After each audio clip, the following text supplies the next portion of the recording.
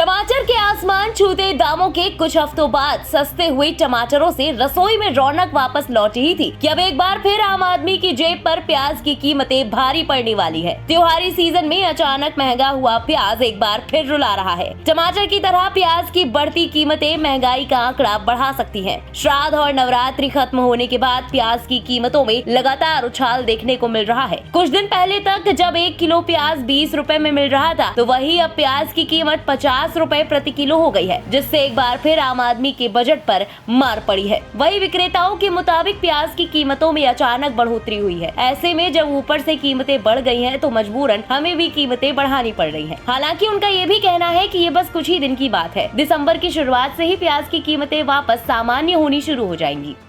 प्याज भाव है 40 रुपए से 50 रुपए किलो का बाजार है। अब ये जैसे पहले का जिसके पास वो 50 से 60 बेच रहा है, बाकी और पहले का होगा तो 40 से 50 रुपए मार्केटों में यही बाजार है। 50-60 रुपए खुदरा में बिक रहे हैं और 40-50 मंडियों में बिक रहे हैं। प्याज में थोड़ा सा दाग ज्यादा हो गया, अब दाग भी हो गया और फसल लेट है। नई फसल बरसात के कारण से नई फसल कम है, नई फसल लेट हो गई, इसके लेके हो रहा है। ये बस 5 नवंबर के बाद सब नई फसल आ जाएगी, उसके बाद बाजार फिर सीमित हो जाएगा। वैसे ही 30-40 के बाजार रह जाएंगे। ये 5 नवंबर के बाद जो लोकल प्याज है अपने राजस्थान की, वो सारी आ जाएगी। फिर गुजरात की गोंडल आ जाएगी और बेंगलोर की चली रहा है। इसके वजह सब 5 नवंबर से सारी प्याज नहीं आ जाएगी, फिर बाजार वही सीमित हो जाएगी।